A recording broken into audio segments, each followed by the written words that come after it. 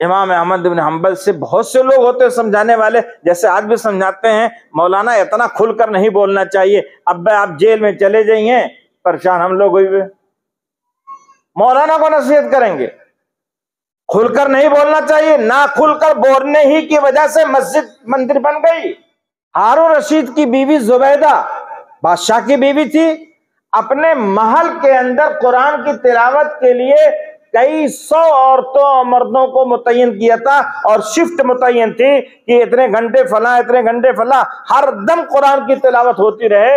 اس طرح اس نے نظام بنایا تھا، آخر کوئی بات تھی تب تو۔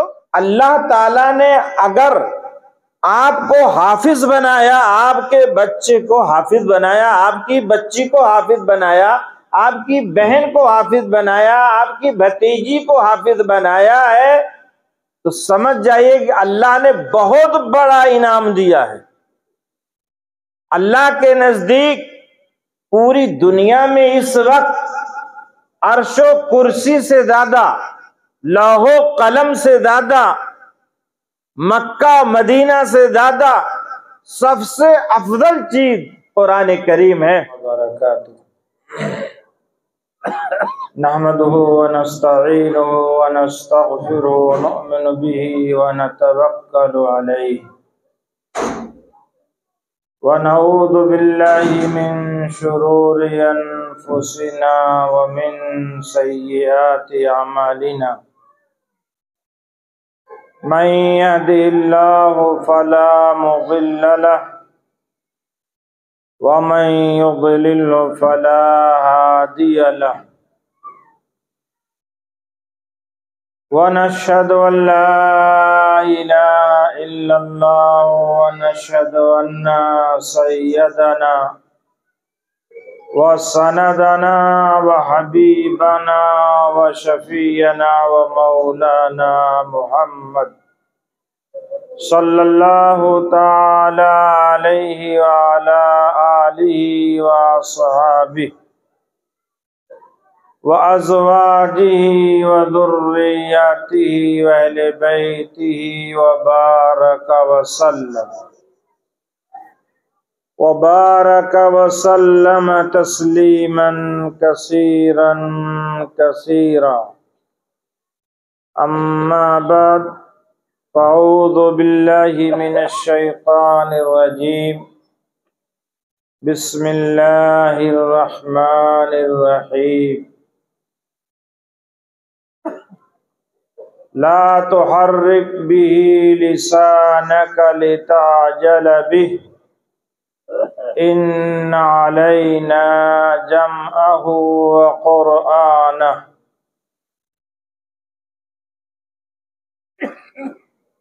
صدق اللہ مولانا العظیم۔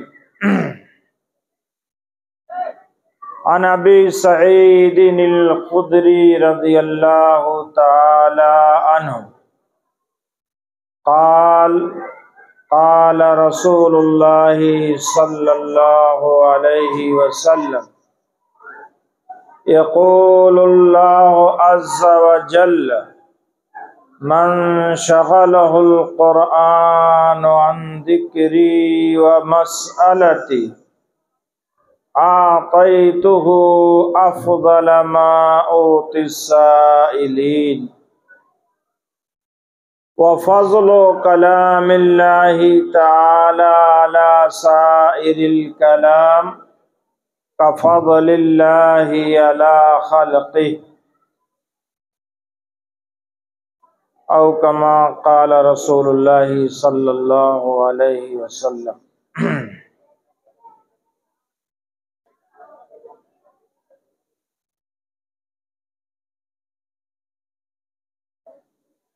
کیوں ہراساں ہے سہیل فرس عادہ سے،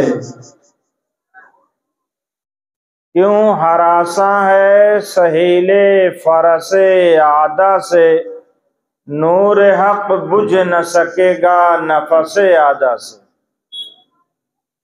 برادران اسلام، نوجوانان ملت، قابل احترام علماء کرام، پردہ نشین خواتین اسلام، میرے دینی بھائیوں اور دوستوں، حضرت مولانا مختار احمد صاحب دامت برکاتہم استاد حدیث و تفسیر جامعہ حسینیہ لال دروازہ جونپور سے تشریف لا کر قیمتی اور انمول نصیحتوں سے آپ حضرات کو اب تک مالا مال فرما رہے تھے، اور میں بھی یہ دعا کر رہا تھا کہ حضرت ہی کی دعا پر آج کا پروگرام ختم ہو جاتا تو بہتر ہوتا، لیکن مجھے آپ جانتے ہیں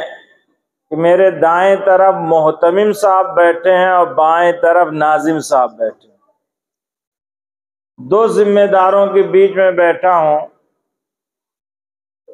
اور ایسے مضبوط اور طاقتور ہیں یہ لوگ کہ بغیر بولے انہوں نے ارادہ کر لیا جانے نہیں دیں گے، بھلے آپ سن کر تھک گئے ہوں اور آپ کا دل نہ چاہ رہا ہو سننے کا، لیکن ہم لوگوں کی عادت ہے کہ سنائیں گے،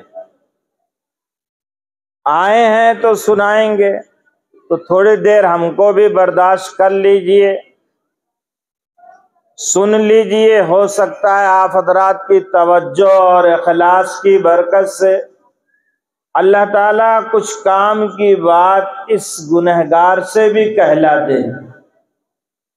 قرآن کریم کے متعلق تو مولانا کی بڑی قیمتی باتیں آپ حضرات نے سنا، اور اتنے پہلو اور گوشے ہیں قرآن کریم کی فضیلت اور عظمت اور اس کی اہمیت کے تعلق سے کہ ایک مختصر وقت میں تشفی بخش بات کہہ دینا کہ کسی بہت بڑے عالم کا ہی کام ہو سکتا ہے۔ اللہ رب العزت ایک حدیث قدسی ہے، یہاں چونکہ عالمیت اور فضیلت کی بھی تعلیم دی جاتی ہے اور بچیاں ماشاءاللہ عالمہ فاضلہ بھی بنتی ہیں، اور یہ خوشی کی بات ہے کہ حافظہ بھی بن رہی ہیں، اب تک تقریباً 10 بچیاں حافظہ ہو چکی۔ قرآن کریم کا حافظ ہو جانا کوئی بہت ہلکی چیز نہیں ہے، آپ یہ نہ سمجھیے گا۔ قرآن کریم کا حفظ اگر کسی بچے یا بچی کو اللہ نے توفیق دے دیا تو نسلوں کے لیے اللہ تعالیٰ نے اس کے ایمان اور دین کے بقا کا فیصلہ کیا۔ اور ایک مثال سے میں اس بات کو اور واضح کر دوں تو سمجھ میں آ جائے گی کہ کوئی بھی آدمی اپنے کسی دشمن کو قیمتی چیز نہیں دیتا۔ اگر آپ فارن کنٹری سعودیہ، دبئی، بحرین، کویت، قطر سے آ رہے ہیں تو ضرور کچھ لے کر آئیں گے دوستوں کے لیے، کچھ نہیں تو سینٹ ہی لے کر آئیں گے، عطر ہی لے کر آئیں گے، اور کوالٹی وہیں سے طے کریں گے، مہنگا اور سستا وہیں سے آپ کہیں گے یہ ان کو دینا، یہ ان کو دینا۔ جو سب سے اچھا ہوگا وہ آپ کس کو دیں گے؟ جو سب سے قریب آپ کا ہوگا۔ ہر آدمی کو تو آپ دے نہیں سکتے ہیں۔ 1000 ریال کا عطر اگر آپ نے خریدا عود تو لا کر آپ بانٹ دیں گے، حافظ شبیر حسن صاحب کو دے دیں گے، اپنے داماد کو دیں گے، یا اپنی بچی کو دے دیں گے۔ یہ ایک مثال میں نے دیا ہے، آپ آگے والی بات سمجھیں۔ اللہ تعالیٰ نے اگر آپ کو حافظ بنایا، آپ کے بچے کو حافظ بنایا، آپ کی بچی کو حافظ بنایا، آپ کی بہن کو حافظ بنایا، آپ کی بھتیجی کو حافظ بنایا ہے، تو سمجھ جائیے کہ اللہ نے بہت بڑا انعام دیا ہے۔ اللہ کے نزدیک پوری دنیا میں اس وقت عرش و کرسی سے زیادہ لوح و قلم سے زیادہ، مکہ مدینہ سے زیادہ سب سے افضل چیز قرآن کریم ہے۔ اب آپ اندازہ لگائیں کیوں ہے سب سے افضل اور سب سے برتر؟ آپ تو کبھی اٹھا کر اس کا گرد بھی نہیں جھاڑتے ہوں گے، تلاوت تو دور کی بات ہے، صبح کو اٹھتے ہوں گے تو پہلے موبائل شریف سے ملاقات ہوتی ہوگی اور موبائل دیکھیں گے کوئی میسج تو نہیں آیا۔ جو میسج اللہ نے آج سے 1400 سال پہلے دیا قرآن کریم کے ذریعے، اس کو کہاں ہمیں پڑھنے کی فرصت ہے، کہاں ملتا ہے ہمیں؟ گھر میں رکھا ہے، گرد ہوگا، جزدان پر جالے ہوں گے، الماریوں پر جالے ہوں گے، صفائی کا خیال نہیں ہوگا، تلاوت تو دور کی بات ہے۔ یہ قرآن کریم کلام الہی ہے، غور سے سماعت فرمائیں گے، یہ کلام الہی ہے، اللہ کی صفت ہے، مخلوق نہیں ہے، یعنی اللہ تعالیٰ جیسے کسی نے نہیں اللہ کو پیدا کیا ہے، ایسے اللہ کے کلام کو بھی کسی نے نہیں پیدا کیا، یہ اللہ کی صفت ہے۔ اس کے علاوہ ہر چیز مخلوق ہے، پیدا کی گئی ہے، اللہ نے عرش بنایا، لوح و قلم بنایا، مکہ مدینہ بنایا، یہ سب مخلوق ہے، اور مخلوق اور غیر مخلوق میں وہی فرق ہے جو اللہ میں اور اللہ کے بندوں میں فرق ہے۔ اور اسی عقیدے کو، یہ عقیدہ زبردست ہے، بچیاں بھی غور سے سماعت فرمائیں،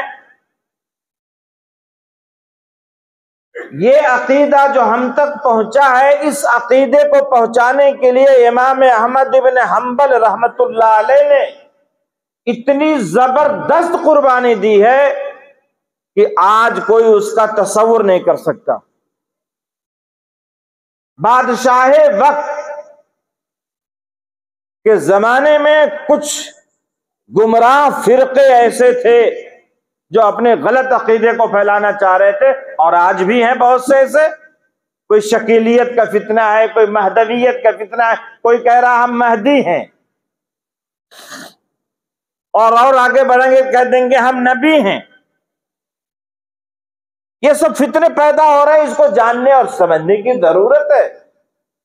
وہ ایک مرتبہ سال میں نوادم پروگرام کرا لیں گے تو نہیں پتہ چلے گا، ہر ہفتہ پروگرام کرانا چاہیے، اور پروگرام ایسے نہیں ہوگا آپ لوگ ناظم صاحب کا دامن پکڑیے اور ان کے جیب میں ڈالیے پیسہ کہ یہ لیجئے 10,000 روپیہ پروگرام کا خرچہ، ہر ہفتہ کرائیے، ہمیں دین کی ضرورت ہے، ہمارے نسلوں کو ضرورت ہے، ورنہ ہمارے دین کی کھیتی خشک ہو جائے گی۔ ہمارے آنے والی نسلیں جانتے ہی نہیں ہیں کہ عیسیٰ علیہ السلام کو سولی دی گئی ہے یا عیسیٰ علیہ السلام آسمان پر ابھی زندہ ہے، نہیں جانتے۔ جو کالج میں پڑھ رہے ہیں ان کو کون بتائے گا؟ امام احمد بن حنبل رحمۃ اللہ علیہ سے کئی مرتبہ مناظرہ ہوا، بڑی صدائیں برداشت کیا، بڑے کوڑے کھائے، بادشاہ نے ایسا جلاد مسلط کیا تھا اور ایسا کوڑا لگاتا تھا کہ مورخ نے لکھا ہے کہ اگر ایک کوڑا ہاتھی کو لگا دیا جاتا تو ہاتھی چیخ کر بھاگ جاتا ہے۔ بات بس اتنی تھی کہ گمراہ فرقے یہ کہہ رہے تھے کہ قرآن مخلوق ہے، امام احمد بن حنبل کہہ رہے تھے قرآن غیر مخلوق ہے، قدیم ہے، حادث سے یہ اصطلاحی لفظ ہے، اس کو آپ حضرات نہیں سمجھیں گے، میں آسان کر کے بتا رہا ہوں۔ ایک مرتبہ کسی نے امام احمد بن حنبل سے کہا حضرت سزا سے بچ جائیے اور اتنا کہہ دیجئے کیا جاتا ہے؟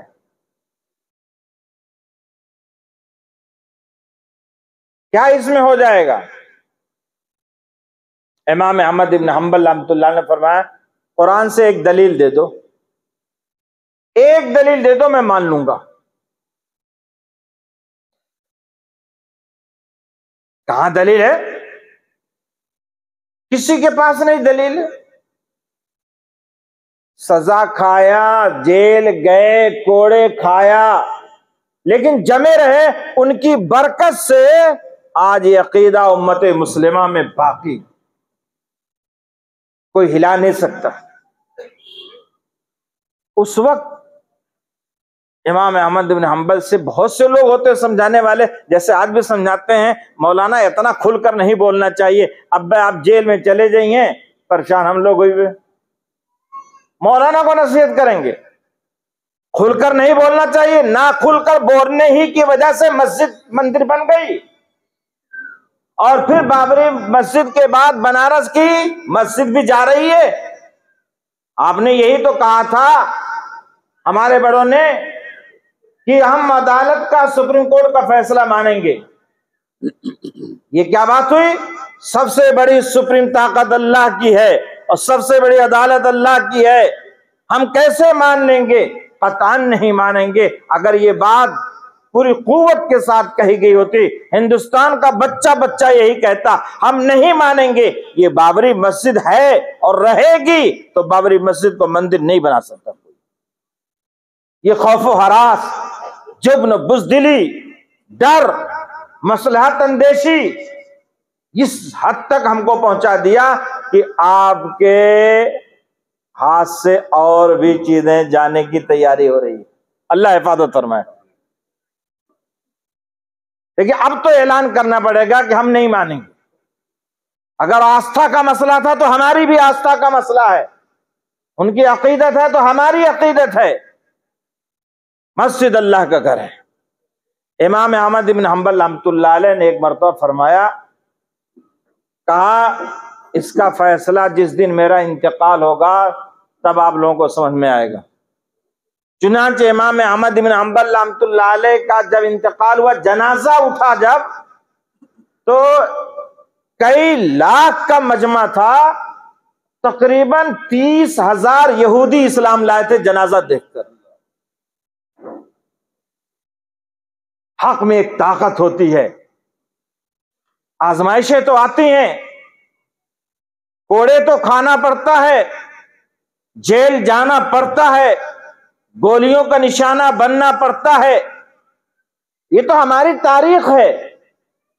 ہم اسی لیے تو پڑھ رہے ہیں اس دین کو اپنی نسلوں میں، بچوں میں منتقل کرنے کے لیے۔ یہ کوئی روپیہ پیسہ کمانے کے لیے تھوڑی جامعہ ابو الحسن للبنات قائم کیا گیا ہے، یہ بچیوں اور بچوں کی ایمان اور عقیدے اور اخلاق اور کردار کی حفاظت کے لیے قائم کیا گیا، ان کو نیک بنانے کے لیے قائم کیا گیا ہے۔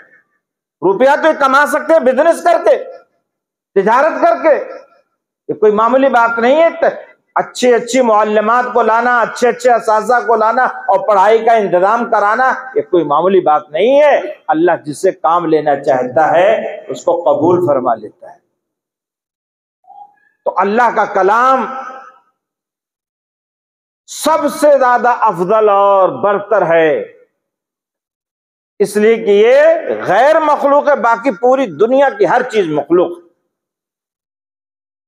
جو میں نے حدیث قدسی حضرت ابو سعید خدری رضی اللہ تعالی عنہ کی روایت ہے، وہ فرماتے ہیں کہ نبی کریم صلی اللہ علیہ وسلم نے فرمایا، مجھے اسی پر بتانا تھا کہ حدیث قدسی اس حدیث کو کہتے ہیں، الفاظ تو اس میں نبی کریم صلی اللہ علیہ وسلم کے ہوتے ہیں اور معنی اللہ کا ہوتا ہے۔ اسی لیے اللہ کے رسول جب اس کو بیان کرتے تو یوں فرماتے ہیں، یقول اللہ عز وجل، یقول الرب، اللہ کہتا ہے، اللہ فرماتا ہے۔ یہاں پر بھی یہی ہے کہ اللہ کے رسول فرماتے ہیں، آگے جو بات آ رہی ہے اللہ کہتا ہے، کیا اللہ کہتا ہے؟ من شغلہ القرآن عن ذکری و مسئلتی، جس آدمی کو قرآن مشغول رکھے اور اس کو اتنی فرصت نہ ملے کہ میرا ذکر اور کر سکے یا مجھ سے دعا کر سکے، صرف قرآن میں وہ مشغول ہے، پڑھ رہا ہے، پڑھا رہا ہے اور قرآن کی خدمت کر رہا ہے، بچوں کو الف با سے لے کر نورانی قاعدہ سے لے کر اما پارا سے لے کر پورا قرآن کسی بھی حصے پر محنت وہ کر رہا ہے، شروع سے آخر تک جتنے بھی ہیں سب اس کے مصداق ہیں۔ من شغلہ القرآن، جو قرآن کی خدمت میں مشغول ہے، اللہ فرماتے ہیں سن لیں میری بچیاں اور میری مائیں اور بہنیں، اعطیتہ افضل ما اوتی السائلین، میں مانگنے والے کو جتنا دیتا ہوں بے مانگے ان لوگوں کو دیتا ہوں، اس سے زیادہ دیتا ہوں۔ اور کسی چیز پر جب یقین ہوتا ہے تب اس کی اہمیت بھی ہوتی ہے۔ صحیح بات تو یہ ہے کہ قرآن کریم ہم کو ملا ہے وراثت میں، ہمارے گھروں میں آ گیا، ابا مسلمان تھے، دادا مسلمان تھے، ہم بھی مسلمان ہیں، قرآن ہم بھی جانتے ہیں، لیکن قرآن پڑھنے کا موقع نہیں ملتا۔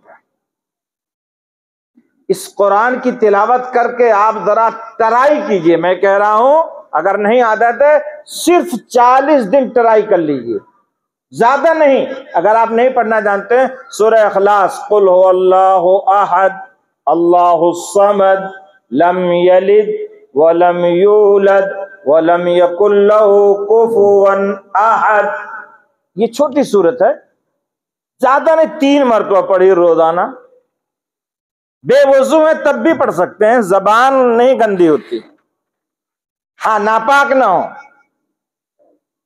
بے وضو ہے تب بھی زبان سے قرآن پڑھ سکتے ہیں، پڑھیے ذرا 40 دن آپ پابندی کے ساتھ 3 مرتبہ صبح پہلے نمبر پہ قرآن کی یہ سورت پڑھ کر دیکھیے، اور 40 دن کے بعد بیت العلوم آئیے، مجھ سے ملاقات کریے اور بتائیے آپ کے دل کی کیا کیفیت ہوتی ہے۔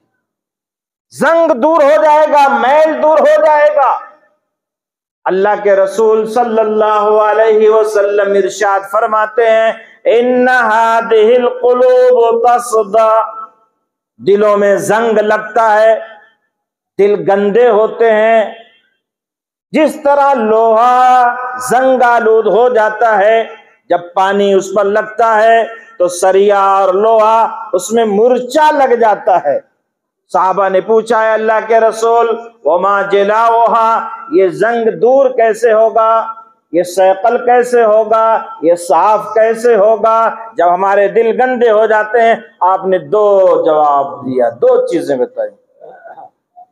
کثرت و ذکر الموت، موت کو کثرت سے یاد کیجئے، و تلاوت القرآن، اور قرآن کی تلاوت کیجئے۔ یہ نبی کا بتایا ہوا نسخہ ہے، یہ کسی دنیا کے حکیم اور طبیب اور MBBS کا بتایا ہوا علاج نہیں، یہ اس ذات کا بتایا ہوا علاج ہے جس سے سچی بات کسی کی نہیں ہو سکتی۔ آپ پڑھ کر دیکھیں، دل میں کوئی گندگی، آج ہم سے جو نیک کام نہیں ہو رہا ہے، یا اچھی بات یا نرم گفتگو یا ہمارے اخلاق میں جو کشش نہیں ہے، جو خوبصورتی نہیں ہے، یہ دل کی گندگی کی وجہ سے۔ دل گندا ہوگا تو زبان گندی، دل گندا ہوگا تو آنکھ گندی، دل گندا ہوگا تو کان گندا، دل گندا ہوگا تو عمل گندا ہوگا، اور دل اگر بنا ہے تو سارے اعضاء اور جوارے ٹھیک رہیں گے۔ قرآن ڈائریکٹ دل کو بدلتا ہے، دل پر اثر انداز ہوتا ہے۔ قرآن کی اہمیت اور فضیلت جاننا ہی کافی نہیں ہے، اس پر عمل کرنا ضروری ہے، اور عمل کے لیے سب سے پہلی چیز ہے تلاوت قرآن۔ آج ہمارے گھروں میں سناٹا ہے صبح کو، اولاً تو ہم سویرے اٹھتے نہیں، یہ بہت بڑی بیماری ہے۔ سویرے نہ اٹھنا، چاہے نوجوان ہو چاہے بچے ہوں بچیاں، سب کے سب سوئے رہتے ہیں، سناٹا ہونا چاہیے تھا کہ آج تو 5:20 پر صبح صادق ختم ہوتی ہے، صبح صادق یعنی جو سحری کھانے کا آخری وقت 5:20 یا 19 ہے ہمارے یہاں اعظم گڑھ میں۔ ہونا چاہیے تھا کہ 4 ساڑھے 4 بجے اٹھ جاتے، پورا گھر تلاوت میں 2 رکعت 4 رکعت تہجد میں مشغول ہوتا، گھر منور ہوتا، درخشاں ہوتا، چمکتا۔ گھر سے جب تلاوت کی آواز آتی، پاس پڑوس کے اندر اس کی نورانیت جھلکتی۔ حجاج بن یوسف کو اظلم الامت کہا گیا ہے، دنیا کا ظالم ترین انسان تھا حجاج بن یوسف، لیکن اس کے دور میں، جس زمانے میں وہ تھا ایسا ظالم، اس کے دور میں گھروں کا یہ حال تھا، ہر گھر سے تہجد کے وقت قرآن کی تلاوت کی آواز آتی تھی۔ آپ سوئیں گے، سورج نکلنے تک نہیں اٹھیں گے، برکت آئے گی گھر میں. ایک قرآن نہیں 10 قرآن 10 الماری پہ رکھ لیجیے, برکت بالکل نہیں آئے گی. پڑھنا پڑے گا, تلاوت کرنا پڑے گا. حافظ ہے تو زبانی تلاوت کیجیے. اللہ تعالیٰ نے اس قرآن کے اندر اپنا جلوہ رکھا ہے. اب جا کر وقت آتا بتا دیجیے گا, بات کم بالکل. آخری بات میں اب مکمل کر رہا ہوں. اللہ تعالیٰ نے اپنے کلام میں اپنا جلوہ رکھا. آپ سنتے ہیں, کہتے ہیں بھائی یہ کس کا گانا ہے؟ ارے یہ تو فلاں شاعرہ کا ہے, فلاں شاعر کا ہے. بڑا اچھا لگتا ہے, اس کی آواز میں کشش ہے, یا پڑھنے کا انداز یا اس کا لب و لہجہ بڑا اچھا معلوم ہوتا ہے, تو آپ کہتے ہیں اس کا شعر اچھا ہے. لیکن جس اللہ نے آپ کو قرآن دیا, جو نبی قرآن لے کر آیا, یہ کتنا خوبصورت, کتنا کشش اپنے اندر رکھتا ہے.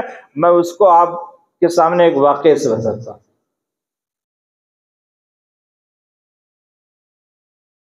ایک قاری گزرے ہیں, 7 قرہ مشہور ہیں. وہ بہت قرآن کی تلاوت کرتے تھے اور یہی ان کا مشغلہ تھا, صبح شام قرآن پڑھانا. ایک مرتبہ پڑھا رہے تھے, بچوں نے خوشبو بہت اچھی محسوس کیا, جیسے مشک و عنبر کی ہو. تو 1 دن ہوا, 2 دن ہوا, 3 دن ہوا, بچے نے ہمت نہیں کیا حضرت سے پوچھنے کی. لیکن سوال آپس میں ہونے لگا کہ حضرت کون خوشبو لگاتے ہیں, اتنی تیز خوشبو ہے. ایک دن ایک لڑکے نے ہمت کر کے پوچھ لیا کہ حضرت کون عطر لگاتے ہیں, شمامت العنبر ہے یا عود ہے؟ کہا نہیں بھائی کوئی خوشبو نہیں, میری تو تنخواہ ہی 1500 روپے ہے, تو عود اور عنبر کہاں سے لگاؤں گا اتنی کم تنخواہ میں. کہا نہیں حضرت خوشبو تو ہے. ہاں تم لوگ پڑھو, ان سب چیزوں میں مت پڑھو. کچھ لڑکے بے تکلف ہوتے ہیں اور وہ سوال کر لیتے ہیں, اور وہ بغیر جانے جان نہیں چھوڑتے جب تک جان نہ جائیں. ایسے ایک طالب علم تھا, بے تکلف تھا, کہ حضرت آج تو آپ کو بتانا ہی پڑے گا, ہم لوگ کئی دن سے اس کو دیکھ رہے ہیں اور مست ہو جا رہے ہیں, کیسی خوشبو ہے, کیسے کہاں سے آتی. جب بہت اصرار کیا تو قاری صاحب نے کہا بیٹھو, بیٹھو. میں ایک دن سویا, رات میں روز سوتا ہوں, جناب نبی کریم صلی اللہ علیہ وسلم کی زیارت ہوئی, آپ خواب میں تشریف لائے. آپ نے فرمایا جس زبان سے تم قرآن کی تلاوت کرتے ہو, بہت پڑھتے تھے قرآن, جیسا مولانا نے بھی سنایا نا کہ کوئی دیہات کے رہنے والے بھینس چرا رہے تو قرآن بھی پڑھ رہے تھے. وہ بھینس زبان سے تو چرائی نہیں جاتی, اس کے لیے ایک ڈنڈا لاٹھی چاہیے, زبان قرآن چلتا رہے, پڑھتا رہے. یہی اگر ہماری مائیں اور بہنیں بھی کر لیں, گھر میں روٹی بناویں اور زبان پر اللہ کا ذکر ہو, جو صورت یاد ہے پڑھتی رہیں. سالن بننا ہے, چاول بننا ہے, روٹی بن رہی ہے اور قرآن زبان سے پڑھ رہے ہیں, اگر نہیں یاد ہے تو سورہ فاتحہ ہی بار بار پڑھیے, 100 مرتبہ ہو جائے. آپ تجربہ کر کے دیکھیے کہ زبان قرآن کی تلاوت میں مشغول اور کھانا تیار کریے, اس دن وہ کھانا جب لوگ کھائیں گے تو سب کو اللہ تعالیٰ نیک کام کی توفیق عطا فرمائیں گے انشاءاللہ.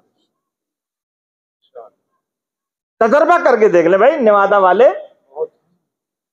میں کہتا ہوں کہ اگر وہ نہیں کرنا 2-4 دن کر کے دیکھ لیں کہ صحیح ہے یا غلط ہے, اس میں کوئی محنت بھی نہیں ہے. اگر آپ چاہتے ہیں کہ آپ کے گھر کے سارے بچے نیک بن جائیں تو خالی حافظ کلیم اللہ صاحب کے یہاں جانے سے نہیں بنیں گے کہ آپ یہ دعا کر کے بوتل میں پڑھ کر دے دیجیے. آپ خود گھر میں پڑھنا شروع کر دیجیے نا. ہمارے حضرت پیر و مرشد حضرت مفتی عبداللہ صاحب پھول پوری رحمۃ اللہ علیہ بمبئی تشریف لے جاتے تھے. ایک جگہ دعوت تھی تو میزبان نے کہا حضرت یہ سب تو گوشت وغیرہ مچھلی تو آپ کھاتے ہی ہیں, یہ بھنڈی کی سبزی ہے ہماری بیوی نے بنایا, اس کو آپ ضرور کھائیے. حضرت نے پوچھا بھائی خاص بات کیا ہے؟ میں کھاؤں گا, لیکن اتنے اہتمام سے جو کہہ رہے ہو بات کیا ہے؟ کہا حضرت بتائیں. کہاں بتاؤ. کہا کہ میری بیوی نے اس سبزی کو جب بنانا شروع کیا تو قرآن کی تلاوت کرنا شروع کیا، اور جب تک سبزی تیار نہیں ہو قرآن پڑھتی رہی ہے، اس لیے اس کو آپ کھا لیں۔ حضرت نے فرمایا کچھ نہیں کھاؤں گا، اس کو تو ضرور کھاؤں گا۔ ہارون رشید کی بیوی زبیدہ بادشاہ کی بیوی تھی، ہارون رشید کی بیوی زبیدہ بادشاہ کی بیوی تھی، اپنے محل کے اندر قرآن کی تلاوت کے لیے کئی سو عورتوں اور مردوں کو متعین کیا تھا، اور شفٹ متعین تھی کہ اتنے گھنٹے فلاں، اتنے گھنٹے فلاں، ہر دم قرآن کی تلاوت ہوتی رہے۔ اس طرح اس نے نظام بنایا تھا۔ آخر کوئی بات تھی تب تو، اور ہم لوگوں کو فرصتیں نہیں ملتی ہے قرآن کی تلاوت سے، کہتے ہیں ٹائم نہیں۔ خیر، اللہ توفیق عطا فرما دے۔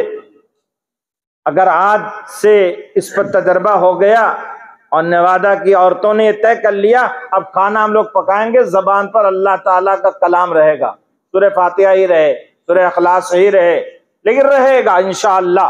پھر آپ دیکھیے آپ کے گھر کے بچوں اور بچیوں کے اندر کیا دل میں تبدیلی آتی انشاءاللہ، اللہ قبول فرمائے۔ آخری بات میں نے عرض کیا کہ کلام کے اندر اللہ نے اپنا جلوہ رکھا ہے۔ اس پر میں حضرت شاہ وصی اللہ صاحب نور اللہ مرقدہ، جو حضرت حکیم الامت حضرت تھانوی رحمۃ اللہ علیہ کے بڑے خلفاء میں اور بہت بڑے بزرگ تھے، انہوں نے لکھا ہے کہ ایک مرتبہ ایران کا ایک شاعر تھا،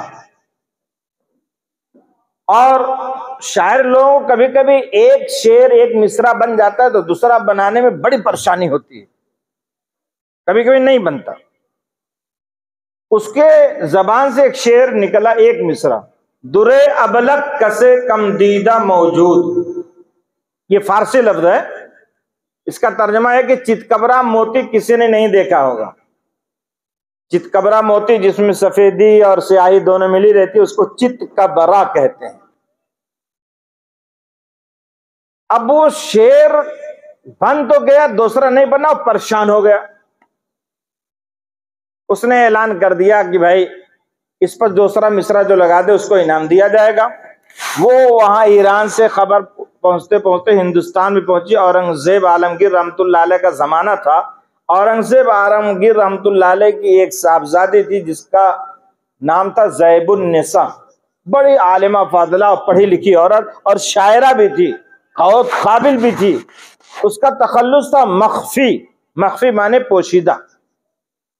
اس نے سنا کہ شاعر نے کہا اس پر دوسرا مصرع لگانا ہے، تو پڑھی لکھی تو تھی ہی، اتفاق سے ایک مرتبہ وہ سامنے آئینہ رکھ کر آنکھ میں سرما لگا رہی تھی، تو جب آنکھ میں سرما لگایا جاتا ہے تو ٹپکتا ہے آنسو، بس ایک قطرہ آنسو ٹپکا اور اس آنسو میں سرما بھی ملا ہوا تھا، اور جیسے اس کی نظر پڑی اس پر فوراً اس نے کہہ دیا دوسرا مصرع، مگر اشکے بتانے سرما آلود، ایک دم بیٹھ گیا، دو مصرع ہو گیا، شعر مکمل ہو گیا۔ یہاں سے لکھ کر ابا کی اجازت کے بغیر چپکے سے ایران بھیج دیا۔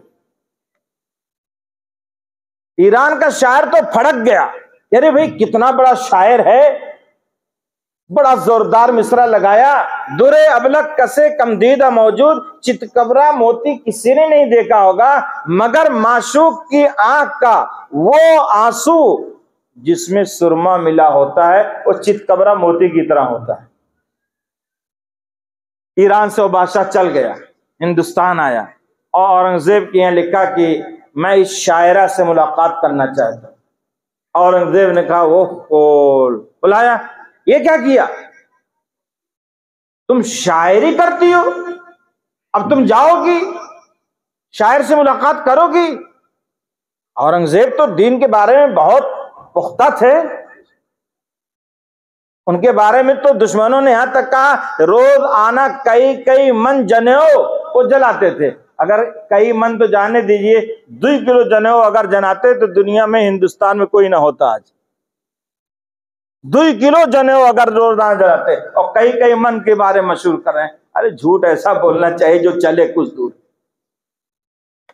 خیر، ڈانٹا، کہا کیسے ملاقات کرو گی، پردہ تمہارے لیے بہت ضروری، تمہاری آواز بھی پردہ۔ میں یہاں پر اپنے ناظم صاحب سے بھی کہوں گا اور محترم صاحب سے بھی، بڑی بچیوں سے کچھ نہ پڑھوائیں زور سے جو باہر آواز آئے، کیونکہ ہمیں انہیں کچھ سکھانا ہے، ان کی آواز بھی پردہ ہے۔ بچوں سے پڑھوا لیں نعت وغیرہ، ان کو بس پڑھا دیں، انہیں بتائیں حیا شرم یہ بہت ضروری چیز ہے، ان کی آواز ہم لوگوں کے کان تک آوے، آپ کے کان تک آوے، یہ غیر مناسب بات ہے۔ اس لیے میرا یہ مشورہ ہے آپ حضرات سے کہ آئندہ اس کا خیال کیا جاوے، مکمل پردے کا، یعنی آواز بھی ان کی ہم نہ سنیں۔ اللہ تعالیٰ اس ادارے کو نظر بد سے حفاظت فرمائے۔ تو زیب النساء نے والد محترم کو جو جواب دیا وہ سنیے اور بات میری ختم۔ بچی نے کہا ابو آپ ناراض نہ ہو، میں شاعر کے پاس نہیں جاؤں گی، میں شعر ہی میں اس کو جواب دے دیتی ہوں۔ اگر وہ مجھ سے ملاقات کی تمنا رکھتے ہیں تو میں شعر میں جواب دیتا ہوں۔ پھر اس نے ایک شعر کہا، کیا کہا؟ در سخن مخفی منم چوں بوئے گل در برگ گل، در سخن مخفی منم چوں بوئے گل در برگ گل، ہر کی دیدن میل دارد در سخن بیند مرا۔ بڑا قیمتی شعر اس نے کہا اور اس لیے بھی قیمتی ہے کہ حضرت شاہ وصی اللہ صاحب رحمۃ اللہ علیہ جیسی مقدس شخصیت اور ولی ربانی نے اس واقعے کو بیان کیا، فرمایا کہ دیکھیے میں اپنی بات میں اپنے شعر میں مخفی ہوں، یعنی پوشیدہ ہوں۔ مخفی اس کا تخلص بھی تھا اور مخفی معنی پوشیدہ بھی۔ میں اپنے کلام میں پوشیدہ ہوں، مطلب میں پردے میں رہنے والی عورتوں میں باہر نہیں آؤں گی، ملاقات نہیں ہو سکتی، یہ بات ہو گئی۔ در سخن مخفی منم، کیسے مخفی ہوں؟ جیسے پھول کے اندر پھول کی خوشبو پوشیدہ ہوتی ہے، خوشبو دکھائی نہیں دیتی لیکن گلاب کے اندر خوشبو ہوتی ہے، تو آپ گلاب دیکھ سکتے ہیں لیکن خوشبو نہیں دیکھ سکتے ہیں۔ اگر آپ مجھے دیکھنا چاہتے ہیں تو میرے کلام کو دیکھ لیجئے، مجھے نہیں دیکھ سکتے ہیں اس لیے میں پردے میں رہنے والی ہوں۔ اس واقعے کو ذکر کرنے کے بعد جو حضرت نے نتیجہ نکالا ہے کہ جب ایک شاعرہ یہ کہہ رہی ہے میرے شعر میں مجھے دیکھ لو، میں اپنے شعر میں اپنے کلام میں پوشیدہ ہوں، تو میرے اللہ کے کلام میں اللہ کا جلوہ ہے۔ اگر کلام پڑھیں گے تو اللہ کا جلوہ آپ کو نظر آئے گا، تلاوت کریں گے تو اللہ کی تجلی آپ کو ملے گی۔ تلاوت کرنے والا گویا شجر موسیٰ جس سے انہوں نے ہم کلامی کا شرف حاصل کیا تھا، درخت سے آواز آ رہی تھی انی انا اللہ، ایسے ہی اگر آپ قرآن کی تلاوت کرتے ہیں تو اس درخت سے آپ کو مشابہت حاصل ہو جاتی ہے جس سے اللہ کا کلام ادا ہو رہا تھا۔ اللہ تعالیٰ قرآن کی تلاوت کی توفیق عطا فرمائے، اور آج کے فارغ ہونے والے حافظ ہونے والے اس بچی کو بھی اللہ تعالیٰ قبول فرمائے اور اس کی دنیا اور آخرت کی ہر جائز تمنا کو بھی پورا فرمائے، اور اس ادارے کو ہر طرح سے اللہ تعالیٰ حفاظت فرما کر ترقی عطا فرمائے۔ وآخر دعوانا الحمدللہ رب العالمین۔ دعا